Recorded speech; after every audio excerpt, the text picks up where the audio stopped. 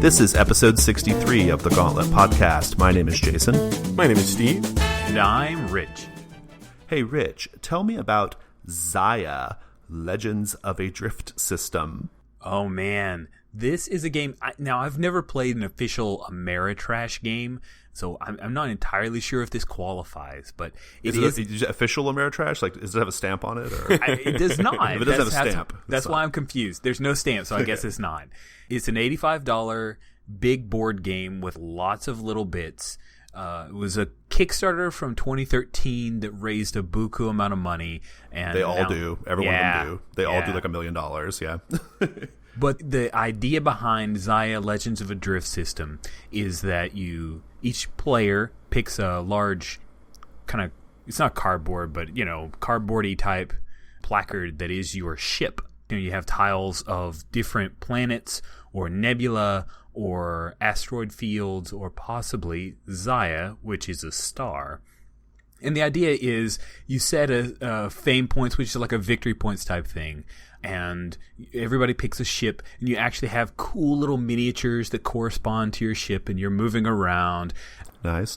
You utilize energy to kind of power your different things that you load within your ship. So it reminded me a little bit of FTL in a way, in that your ship is a frame and you have these boxes where you can place your engine, or if you want to get shields, or if you want to get lasers or torpedoes. If you want to be like a badass mercenary type guy, you can totally do that in this game.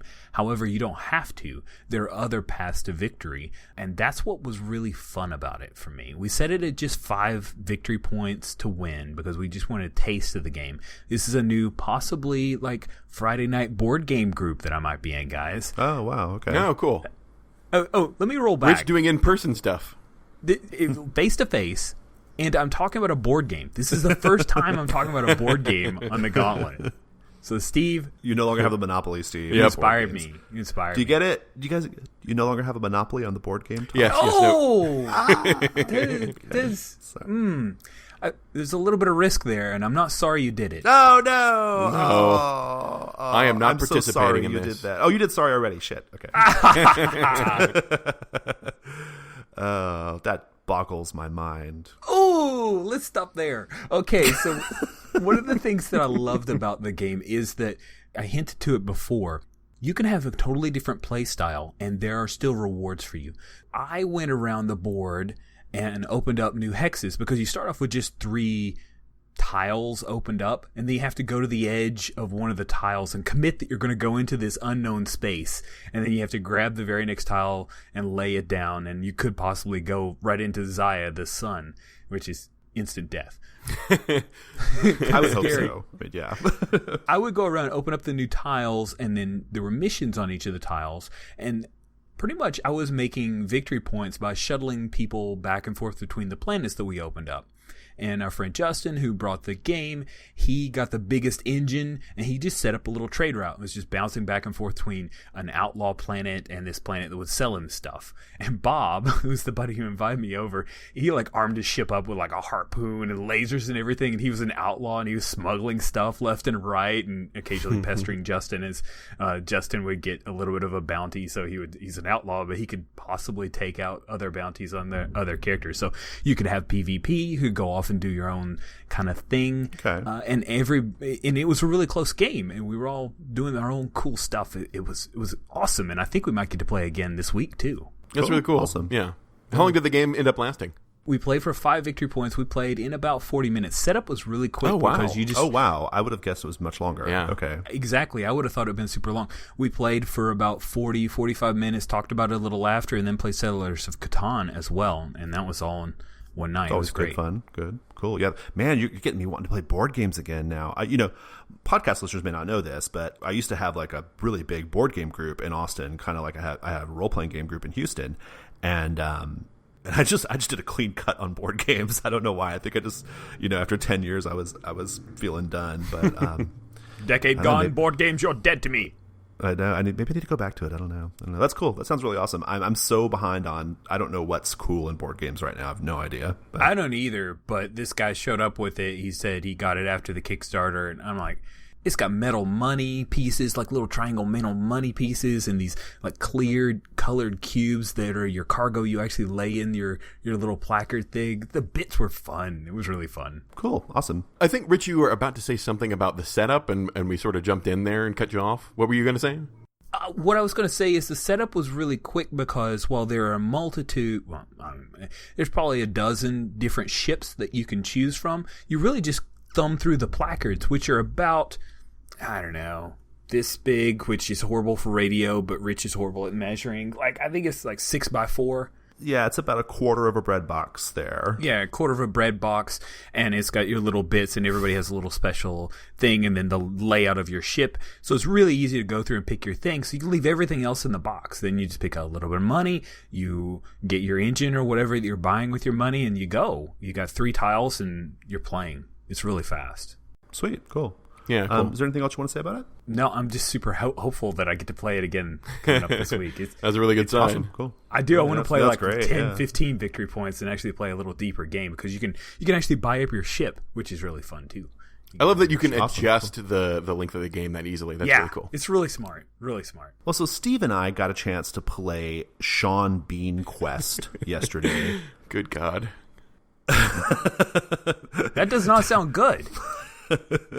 Sean Bean Quest is a hack of Goblin Quest by Grant Howitt. It was in the Goblin Quest Kickstarter, the book that was kickstarted about, 2 years ago maybe, or something like that? Yeah, something like that. In Sean Bean Quest, each player is a different Sean Bean who is trying to make sure that the chosen one, Sean Bean, is not killed during a production of a Sean Bean film, so that the cosmic demon witch's curse can be lifted and Sean Bean can die on his own terms. You know, pretty standard stuff.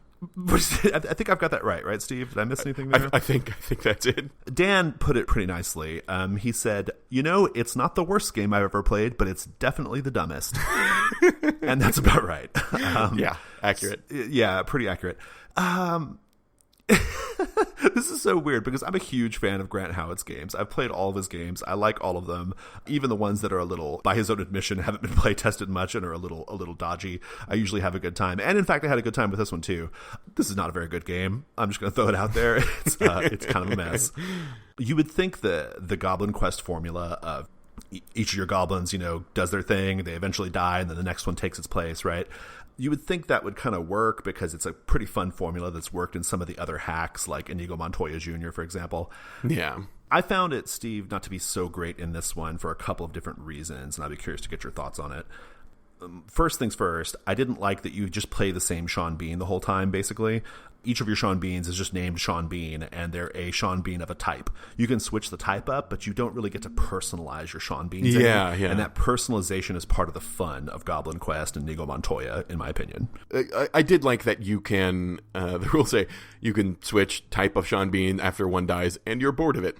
And so that's what I did, and I died a lot. So there was some variety there, but yeah, in Goblin Quest and Kobold Quest, which are the two that I have played. Oh, Kobold Quest, yeah. You personalize your group. You personalize your dudes. So like a goblin dies and gets replaced with somebody that isn't the same thing, that you sort of add personalizing elements. You can even draw in those elements on on Goblin Quest, right? Yeah, and to me that's part of the fun. That personalization of your little troop of kobolds or goblins or sword fighters or whatever you're doing in the hack. That's part of the fun to me, and this game doesn't have it, and so it was a bit like, okay, this is not like, I wasn't really super interested in seeing my next Sean Bean. Like, it wasn't that interesting to me. Also another thing that I think this one doesn't compare so favorably to the other hacks is you don't actually have a mission. Like in all the other hacks, you have a mission, right. You have a goal you're trying to accomplish. And in this one, you don't. You're just trying to make sure one Sean Bean of the 20 or so available lives to the end. Right. And it leads to a certain lack of focus and a certain, I don't know, our game was kind of all over the place, and I think it's because we had no goal. So yeah, when you're trying to not do something, maintaining focus is much harder. It doesn't give you a direction in which to point the game, really. You're making a movie, but the end point doesn't matter so long as you survive. It's fine. Goblin Quest is a pretty gonzo game, and Kobold Quest is too, and Inigo Montoya a little less so, but still pretty gonzo. This game is somehow like 10 times more so. Like, it's really, really gonzo and really over the top. that's okay, but it kind of, I feel like games like that can overstay their welcome, and we had like 9 scenes to play out, and we were done by around scene 5, I think, but we had to kind of like push through, and even Grant has said that like towards the end he starts adjusting the goals and stuff to like wrap it up quicker in Sean Bean Quest, which is, kind of like a tiny admission that maybe the game goes on a little too long, but I definitely found that to be the case. The game overstaying its welcome is exacerbated in this game's case because in the other 2 I've played, at least, Kobold and Goblin Quest, you can roll more than 2 dice at a time in order to try and to check off your Grant Howitt checkboxes. Right. Yeah. That's right. The checkboxes. Yeah. And in this one, you're limited to 2. Like 2 is your max, and so it does tend to drag, even more so than you might expect. It really kind of does. Now, having said all of that, I think we should say, having said all that, I actually had quite a bit of fun. So I don't know if that was successful or not. I had a tremendous amount of fun because I enjoy sitting around a table with you and Dan, especially because I'm accustomed to playing with you guys, and just seeing like who can one-up each other on like crazy bonkers bullshit, right? And we were playing with Rob, who we're not as familiar playing with, and I think he was, he did very well, but I think like the craziness of this game combined with the fact that the 3 of us were like totally in like one-up mode, I think maybe I kind of felt like maybe Rob was a little on the outs, and I felt bad about that, but anyway, I had great fun with it. I felt like, the stakes of the story are so low. I'm just going to go fucking balls out and just be as bonkers and crazy as I can. And so I had good fun with it. I think it's still a great reason to pick up the Goblin Quest book because Grant writes, his authorial voice is just really funny, and it's particularly funny in this hack. And he had Ken Hite wrote a bunch of like Sean Bean Quest adventure starter things, which were pretty cool. It's a great joke, maybe not a great game. That sounds about right. Hey, Rich, what is Witch Fated Souls? Oh, Witch Fated Souls is a Kickstarter game that came out. It's just recently released to backers. It's not out in publication yet, but it's coming. The books are forthcoming. The designer is Liz. She is from Holland. And it is very much in the vein of World of Darkness. The idea is that you're playing a witch. In character creation, you choose a fate, which is effectively the demon that you've sold your soul to. And the demons are all flavored differently by different cultures, interpretations, or other imaginative things. So you could play a hex, witch, Heks, I don't know why, but they're trucking with the devil, and then the yokai are Japanese aligned to a shape-changing spirit, or you could be a lich and you're literally rotting away and effectively kind of the undead, or you could be a djinn and you grant wishes with a kind of arrangement to your demons. So a lot of different flavors. It kind of felt a little bit like I could see, oh yeah, this reminds me of when I played, it's different vampire clans or different tribes of werewolf, or different splats, different fairy courts or whatever. Yeah, exactly. That is the most World of Darkness thing I've ever heard. Yeah. Yep, it super is. It's definitely influenced by that. In fact, so much so that there are freebie points at the end of character creation, so you can buy up the stuff you didn't get enough of. So it was definitely that, but that's okay. Like that's how I actually backed the game, because when I found out about it, I showed it to my wife, and she's like, "Oh, this looks amazing." And she almost played with us, but then she kind of chickened out. Hangout gaming's not really for her. So I now am going to learn the game so that I can run it for her later. Cool. Things that I really love. One of the things, the power effects of the talents that you choose in character creation, they have different special effects or looks based on the fate that you've chosen. So the Hex, when they take casting, they get to add a broom for their levitation power. It's kind of stuff like that. Yeah. Right, and the Hex also gets, can you tell I picked a Hex, but they get a familiar, right, so you can totally have a cat. So that was a neat little bit, is that everyone was able to tailor these more general powers to have the feel of that particular... particular... fiction of what they wanted, yeah. Yeah, exactly. But you didn't have to. Okay. It just gave you the options. That's cool.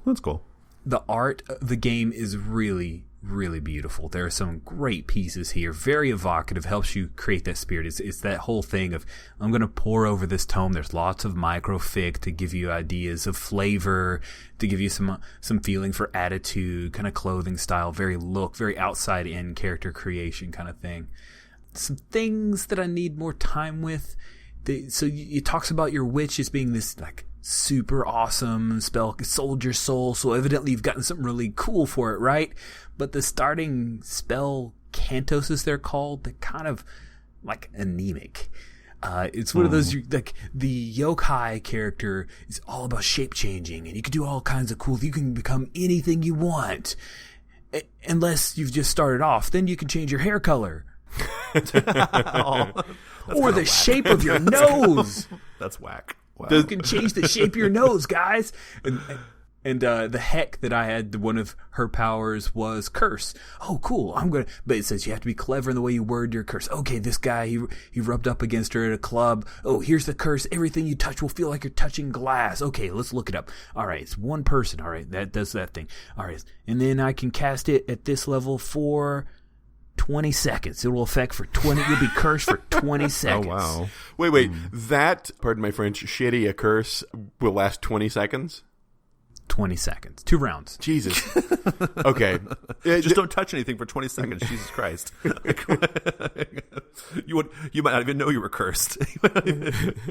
Does the game have like a zero to hero type of arc? It feels like it's the opposite of a hero type of arc, especially for my character, because the Hex, they're going to hell. They've sold their soul to the devil. They're in for eternal torment, and they're living it up while they're still on the mortal coil. They're not living it up with a great deal of power yet.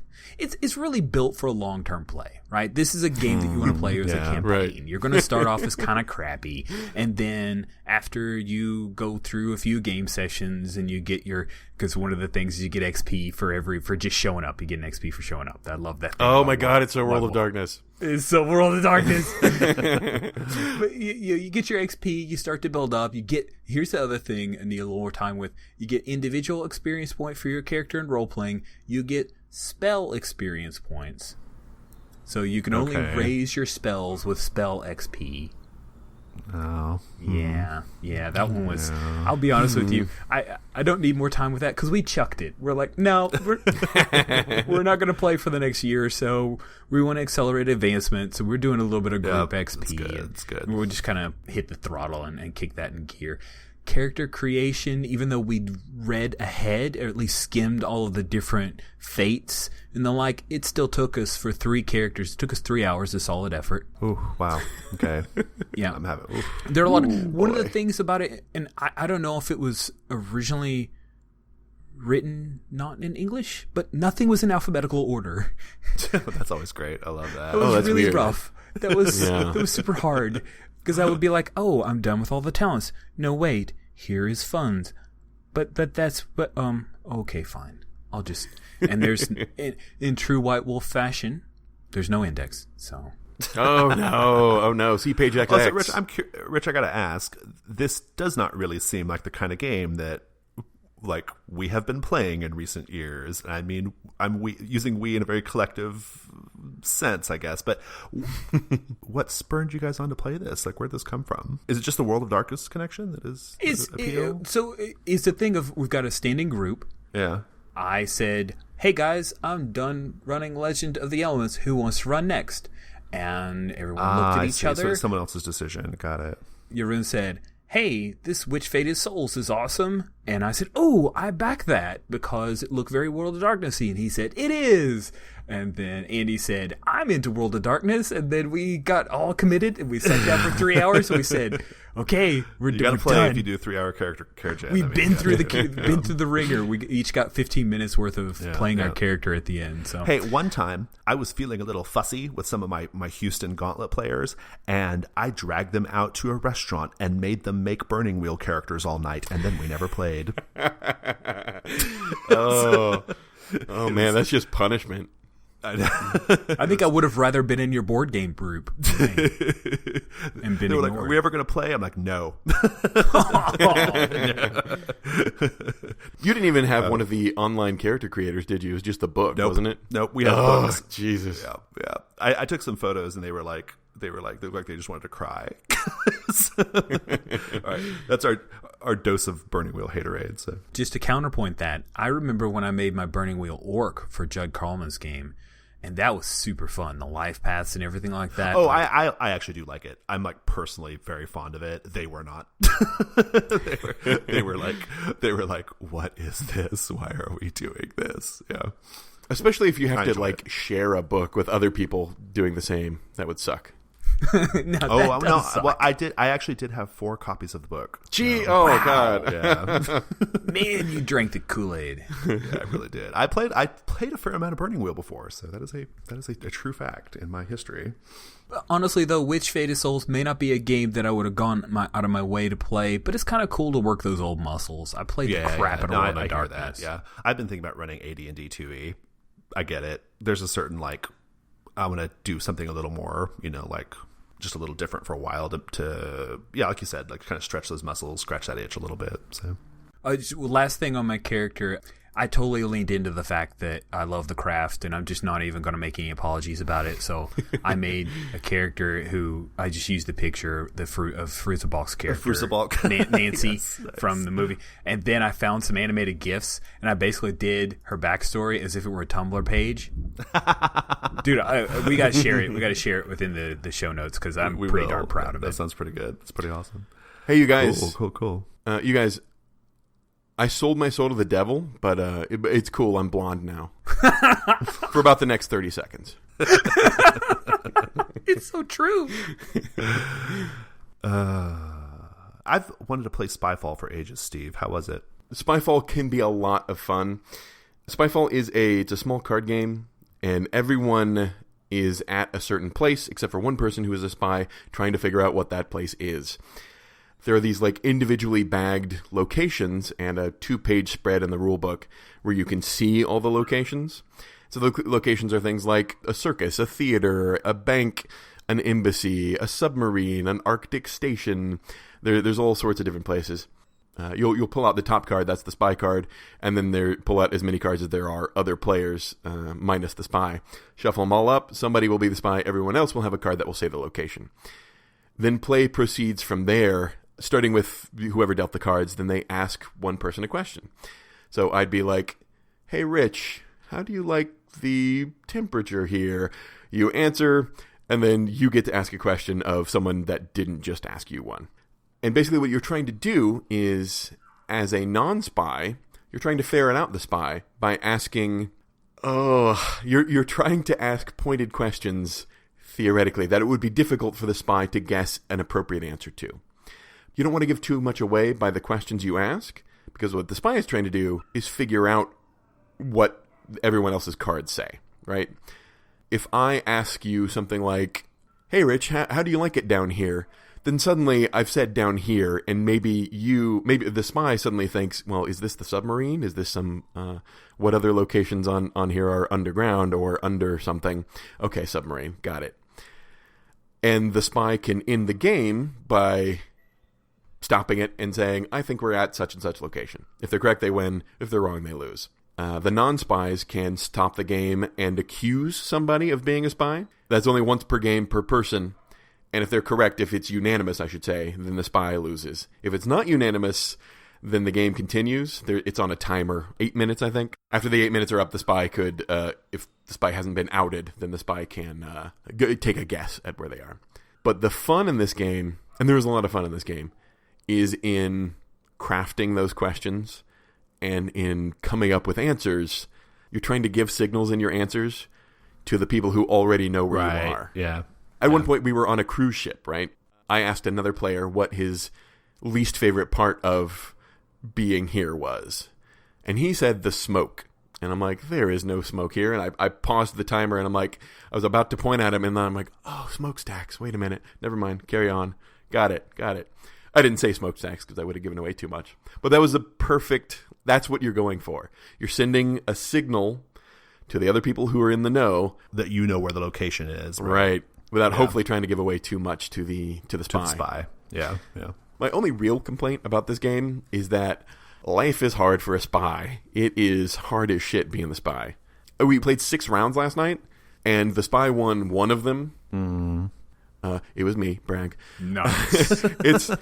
You're just really good, Steve. So, it's hard. Like, it's hard being a spy, and there was a case that I wasn't participating in, but friends were playing with other friends that I wasn't present for, where somebody got the spy card like 3 times out of 5. They were presented with that stressful, sometimes and difficult task, and just like it did not work out. And so she has just sworn off the game. Screw it. And so it can just by fate, I think, sort of go awry. If you have to do that every time, it can be bad. That said, it's like a $20 game, and I think especially I think with a larger group, maybe I think every time I've played, it's been with 4. But with a larger group, it would work better and be less stressful, and you're less likely to hit the spy every time. Because it's fun if you can take a break afterwards, right? I'm really into these deduction-based kind of like party games that have been coming out lately, or kind of quasi-party game board games. Those are some board games and card games that I've managed to play a fair amount in recent years. And I'm really into them. Yeah, I know same. you also played Mysterium recently too, right? And you said that you discovered something about like some downloadable content for Mysterium. So. Yes, DLC as we call it, or in other words, I've been playing Mysterium wrong. Yeah, I missed a rule, right? I was playing with friends that I hadn't played Mysterium with before, and at a certain point, I'm like, "Oh, you guys have been doing this wrong." I was like, "Oh, hold on, let's grab the rules." Oh, I've been doing it wrong, and the thing I've been doing wrong is. Whenever I'm the ghost, at least, what you're supposed to do is you're supposed to communicate in Mysterium via vision cards, which are these, crazy, like surreal imagery laden cards. And since they're surreal and you're trying to convey concrete facts, it can be difficult to make the transition. It's great to have as many cards as possible so you can have some actual choices, and it's not just crap 1 or crap 2. So what you're supposed to do is pick out the cards you want to convey ghostly images to one player, draw back up to 7 cards, do the same thing to another player, draw back up to 7 cards, do the same thing to the third player, and so on. And what I've just been doing is like, I've got 5 people at this table, and I've got 7 cards to convey ghostly images to them. This is going to suck. So Mysterium would have been at least, a significant amount easier had I been doing it right. Okay. We've talked about Mysterium before on podcast listeners. It's a little deduction-based game where one player is a ghost who is a murder victim. It's a little bit like Dixit. You send out these like visual clues to the other players to try to like lead them as the investigators to who did it, to who murdered you. Cool. Is there anything else you want to say about Spyfall or Mysterium? Yeah. One more thing about Mysterium. So, Jason, you were talking earlier, but before the podcast, that you've played Mysterium with your sisters a lot, and you guys always win. We win every time. Yep. Yeah. I've heard you talk about playing games with your sisters before, and you guys seem very much on the same wavelength. We are. We any cooperative game, like we rocket really fast and like win constantly. Yeah. That is not always the case, and I've played Mysterium with some people who see as very reasonable, insane. What the hell are you doing? Why does this card relate to what you're trying to get me to figure out? When my friend Kevin was the ghost this past time. I was basically going through after I'd finally, after like 4 guesses, correctly guessed the suspect he wanted me to get. I was having him go through and like, why'd you give me this card? Oh, okay. I got and this card. Oh, okay. And this card. Okay. Wait, what about this one? And Kevin, who I should point out is an art history major, looks at me with exasperation and goes, "The composition."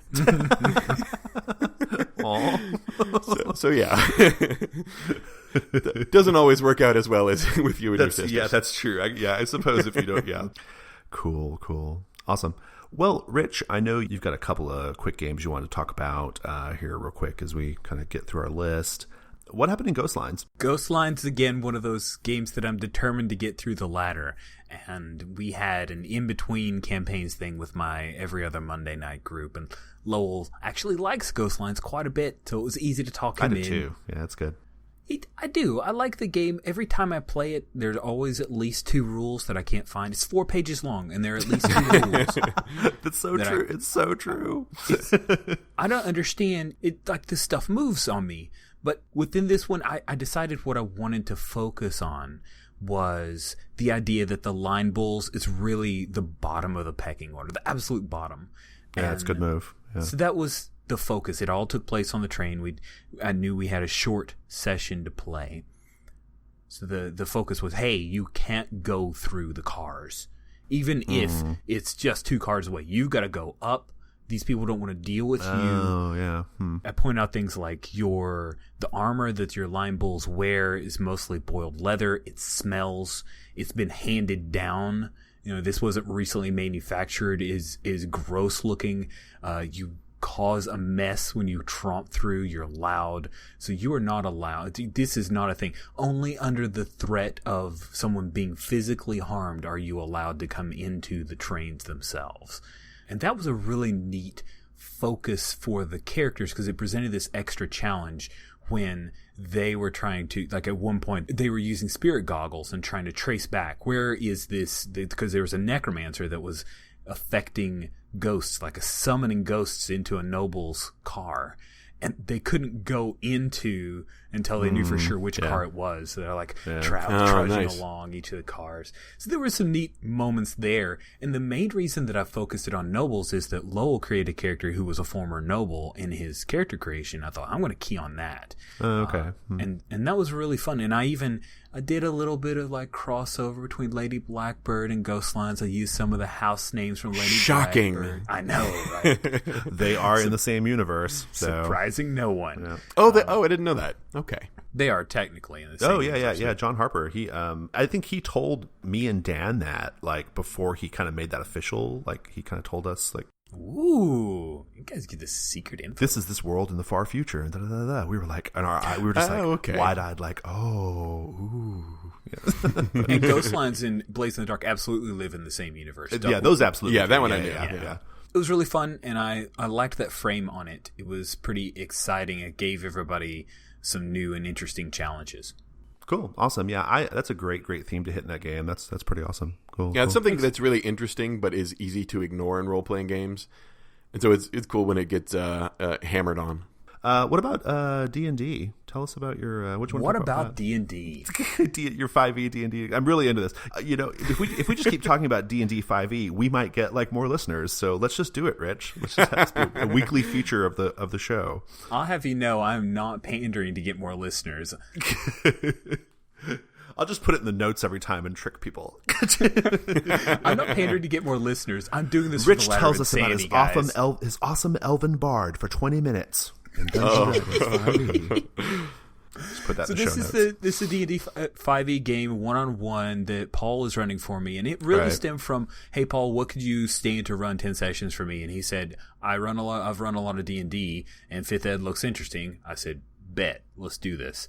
I actually played 2 sessions before I realized I had not actually finished my character, because there are all these little bits of warlock powers that you get that aren't spells. And so we sat down and hammered that out over a couple hours via chat, just bouncing back and forth. And man, I am really excited that I did that. He's got so many cool stuffs.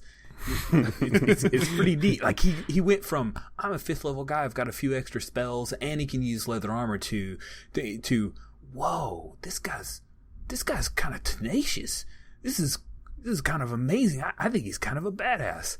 And the other cool part was, after last week's session, there were a few bits of wrap up, and Paul and I, we play by post all the time. He said, why don't we just make a new play by post for the in between sessions? I said, okay, whoa, it doesn't count for the ladder, but this is freaking fun. So we had a couple of scenes that happened in play by post, and we got up to the point where there was a combat that was going to happen. And I said, let's stop here. Even though it was like Thursday, we didn't play until Sunday. I said, let's stop here. He says, yeah. So we did the combat, come in. It was a little bit nerve-wracking. Like, this is the first D&D combat I've done in a long time. Right. But it was exciting. You know, I'm used to these single roll conflict resolution, pick a couple things, everybody takes harm, and then you just all, you emo about it for a while. But this went for a few rounds. I lost half my hit points fighting a couple guys, and I got to bust out all these cool powers it was exciting. Like there was that old itch that I'd forgotten. Yeah. A lot of that itch scratching going on lately. Yeah. Dude, it rocked. I will say though, I think that wouldn't have as much purchase if it wasn't a 1v1 game. That's just my guess, because you're going to have, like, if you had like 5 other people at the table and you had to wait a bunch of time for your turn, that's what kills me about D&D now. Like, I don't even, like, the bookkeeping, that doesn't bother me. I don't mind the bookkeeping at all. That's never bothered me about D&D. I don't like the waiting during combat. I think that's my main, like, gripe with Dungeons and Dragons. This was 2 or 3 rounds, I want to say, with the surprise action. Yeah. You know, if we count everything from the guards outside who were really, really quick, it was maybe 45 minutes worth of start to finish, the entire action scene with combat inside, all action all the time, no downtime, excitement. Yeah. I would love that if it was just if I was the only one attacking, if I was the only one rolling dice to hit monsters and stuff. I would love it. Like, you know, totally. Yeah. That is the case, right, Rich? You're the only PC. I am the only PC. I've got an NPC buddy, and what I love is Paul's interpreted that as giving my character advantage in most situations. And advantage is this cool thing that I haven't seen in previous iterations of D&D, where if you've got advantage, is good. Yeah, you roll 2d20, you take the best. If you've got disadvantage, you roll 2d20, you take the worst. Yeah, that's really cool. Man, that has a dramatic difference. Like, I don't know, it just didn't click in my head that this would be a major thing, but man, I would be like rolling 19 and a 5. It's the one feature of 5e that sounds really cool to me, that advantage, disadvantage die. It seems like a really neat. It's pretty sweet. After coming from 4e in my case, there's so much +1. Oh, that was a +2, +1, +1. Oh, -2. That just replace all that crap with you roll 2d20. That's awesome. Especially since I've got friends threatening me with 5e. And I have not played. How map dependent is it? Are you guys playing on we don't have a map at all. Okay. Yeah, there's no map dependency. It's not like 40. It's a lot like second ed in the aspect of just go and do it. I don't even think any of my... I mean, there are ranges for some of his spells. The Eldritch Blast is like 60 feet, but seriously, 60 feet's huge. Why would we bother going to map about that? Yeah, okay, cool. All right, so Steve, you got to play Hot Guys Making Out recently, right? Actually, right before the podcast, we played a couple of games. Cool. Fun game. I love it. Yeah. Hot Guys Making Out, we've talked about before. It is exactly what it sounds like. Except not really. It's about a gay love affair during the Spanish Civil War. Yeah, that's true. That's true. The setting is interestingly specific. The Spanish Civil War, and there's, fascists and Nazis, and that is the weird part. and in fact, my Gonzalvo and Honore, I don't think I've ever had them make out in a game ever, like once. I don't think they've ever made out. I think it's always just been like innuendo in every game I've played. But. So wait, hold on. When I first played, you were, I believe, at the other table, because we had 2 tables going. And if I'm not mistaken, weren't you in a game with Jeff? There was no making out going on in that game. Right. That was you just skipped past it, right? It was... I don't know. Anyway, let's keep going. We will not talk about that on the podcast. Right. So how did your game go? Our first game was the intro game for 2 out of the 3 people playing. What I've learned is that I'm not a big fan of the game's suggested opening scenario. The game's suggested opening scenario is like you've got your 2 main characters and then the former nobleman's maid. Yeah. And that maid is basically in love with the nobleman and is jealous of his new young ward. Oh, yeah. I don't like that scenario either. I always start with the German boyfriend, the Nazi boyfriend. That's what I always start with. That's the way to go. Because this one, the game involves threat, and how you end the game is you take care of that threat. And there are mechanics to that aren't really important. It's just that when the threat is one of the player characters, the mechanics get weird if you're playing that maid. It's like, it's tough to quite know what you're doing there. And anyway, I'm just not a fan of it. Yeah, you're right. That scenario is really weak shit. Like, people should skip that and go straight to the Nazi boyfriend. Skip straight to Nazis. Yes. Yeah. So we played 2 games. That was our first one. Our first one was standard. And our second one is what I've wanted to do ever since I first played it. I want to say this was my idea. I'm not positive. It was the idea of somebody that first time I played, a year and a half ago. It's Hot Guys Making Out, but instead of Spanish nobleman and young orphan, it is Batman and Robin. Yes, Batman and Robin. Yes. Oh, yes. Nice. That's good. We had a 3-player game. It was Batman, Robin, Alfred. Our threat was the Joker. Yes. Tons of fun. And my my favorite part, Bruce Wayne was injured and recovering in the Batcave, and Robin is taking the initiative mechanically. There's a thing for that, sort of flipping him over and massaging some of the pain away from the muscles. Nice. And then eventually that escalates. Right, that escalates to making out, and then somebody plays an ace and escalates the threat. My friend Mark interprets that as just the Joker pops out onto a screen in the Batcave. He has electronically infiltrated it, and he's just like, I didn't want to interrupt, but I've got the mayor. Maybe you want to do something about it. And they just go. Nice. Good fun. That's another one of those things where I just want to play more Batman and Robin, hot guys making out. I want to play that too. That sounds it's good. Kind of amazing, actually. Yeah. We've talked about that game before, so listeners you can go find one of the older episodes to get a more in-depth treatment of it. But it's a good little game, though. I really like HGMO. It's one of my favorites. I really, really always have a good time when I play that. Awkward silence.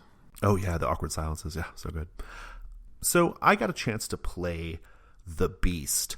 The Beast is by Polish game designers Aleksandra Santoska and... Oh, hey, Jason, I'm going to give it a stab. I think that his name is pronounced Kamil Wegerzinowicz. Nice. This is a one-player card game about you as a player and your erotic relationship with this beast, this monster, okay, which is like you have access to, like it's either like in your basement or whatever, or it's in some place where like you can get to it and nobody else really can. It's really interesting. So gameplay wise, I have to be really careful about what I say because I think a big part of the game is discovering the game, right? And like, the game like kind of reveals its secrets as you play, so I don't want to say too much because I don't want to ruin anybody's experience. So I'll just kind of keep it real general and just stick to the basics. It's a one-player game. It's a journaling game. So like every day you play it over the course of I think 21 or 22 days. You have this little stack of cards. You make a little deck of 21 cards. And every day you draw one of these cards and it asks you several questions about your relationship with the beast. You just write it down. You just journal it. You answer the questions in this little journal. And I'm not done yet. I'm about 6 days in or something like that.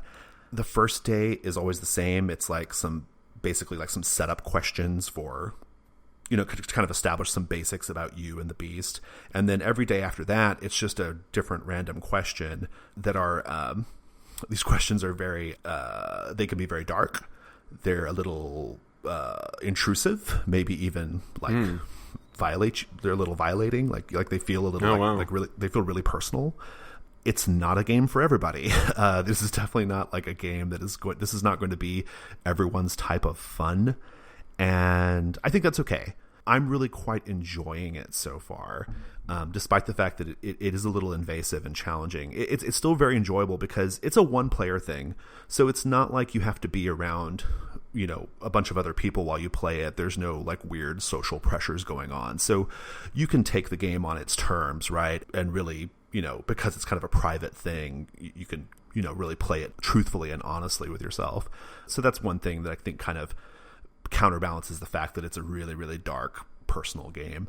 But I really love it because it's a game that pushes you out of your comfort zone. It kind of forces you to consider things about yourself that you may have never thought about before in terms of like your own sexuality, your personal boundaries, things like that. It's not going to be everybody's cup of tea, but I think it's something that people should try if they feel like they want to do something a little introspective, a little dark, a little dirty, a little daring. They should give it a shot. I don't want to say much more than that because I feel like it would ruin the experience. But if you guys have questions, I can maybe try to answer them. Yeah. Are you? You're basically supposed to be you? Yeah, I think the assumption is it's you. Yeah. Okay. Playing. Yeah.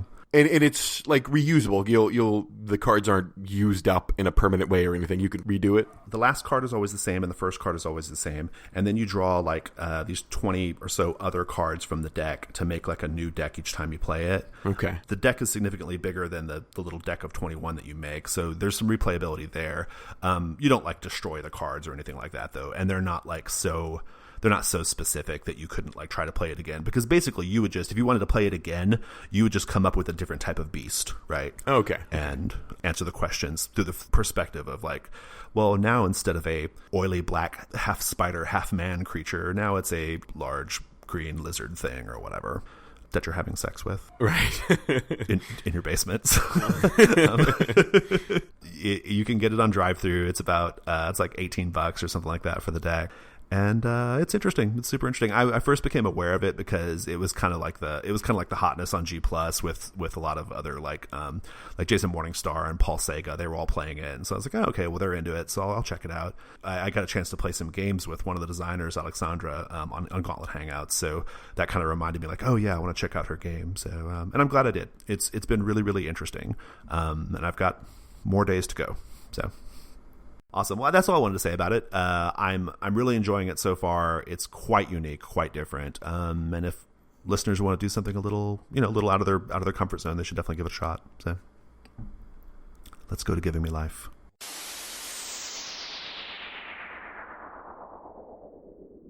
It's Giving Me Life. Hey, Rich, what's giving you life? What's giving me life is the AV Club just released today, as of this recording, an article that's probably going to be divisive for many people. What they call the 50 best comedies since the year 2000. Oh, okay. It's pretty cool. What I like about it is there are a number of movies on this list that I love. Zoolander, A Mighty Wind, Kung Fu Hustle, Idiocracy. Those are all good. Shaun of the Dead made it to the top 5, as did Best in Show. Oh, yeah. I love that one. So there are a lot of... Love Best in Show. Yeah, Best in Show. Yes. And Mighty Wind and Best in Show. So you got Tatufer, the faux mockumentaries. I love those. Yeah. Christopher Guest mockumentaries, too. It kind of warms my heart that I see these movies. Anchorman's in there, Scott Pilgrim versus the World's in the top 10. So I love it. Oh, really? Yeah. No, that seems a little off to me. Hush you. But I was with you. I was with you right up until then. Scott Pilgrim.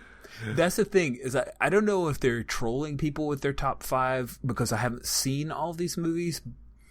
But Wet Hot American Summer is number 1, like the number 1 comedy since the year 2000. People love that. People really love that, Rich. I've never seen it, but it's okay. I watched it right before I watched the series. It's funny. People really. I'm with like you, it. Rich. Pretty much. I mean, I like it, but number 1. Yeah, and then there's The Royal Tenenbaums. I haven't watched it. I don't know.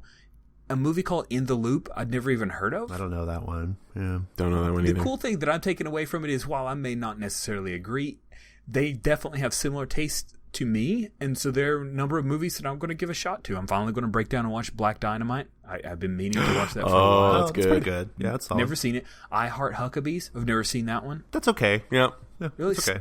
It's a B plus. State and Maine Burn After Reading, Walk Hard. I haven't watched any of those, and they all, from the write-up, sound really pretty cool. I'm getting some movies on my list that I'm going to start watching. Cool, awesome. Yeah, Steve, cool. what's giving you life? My roommates and I are getting close to being finished with setting up our game room. Yay! Yes, we've got a nice big game appropriate table that could probably sit 8 if we it could probably sit 8 pretty comfortably. We've got shelves up. We're not quite done with moving everything into the house from storage and whatnot. But I've got setting up like my traditional shelves, and I've got my story game shelves and my Cthulhu shelf, and there's drawers for dice, and I've got my dice arranged by color, and it's beautiful. I was just gaming, lots of gaming happiness over here.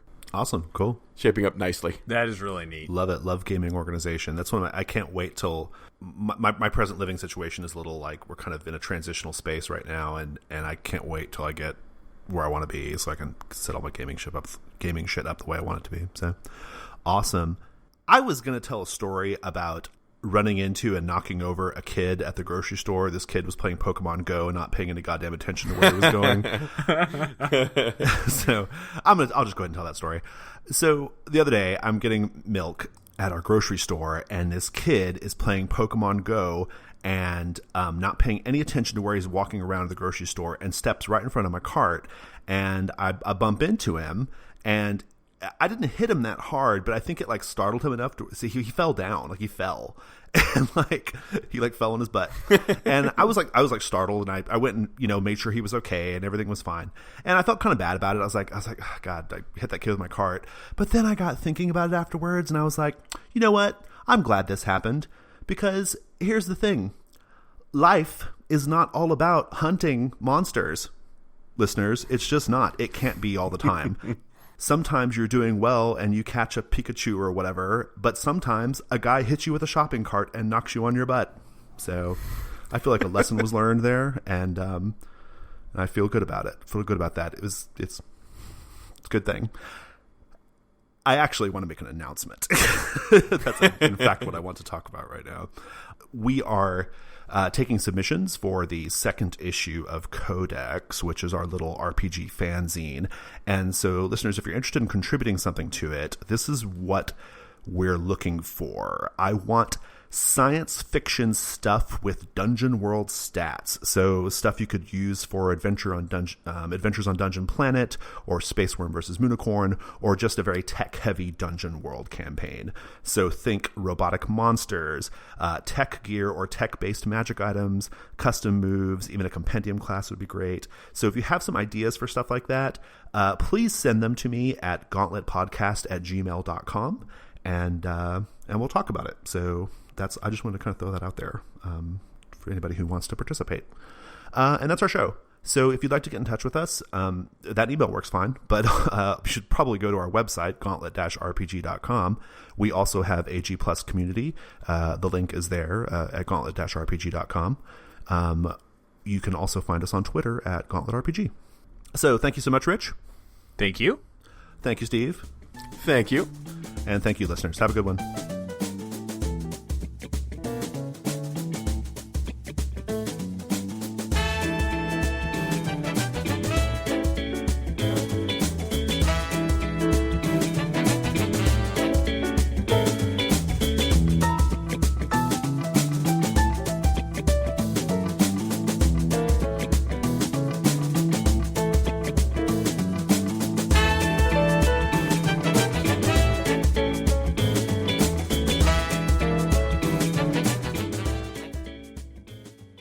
Each fated type of witch, you get to tailor the look. Did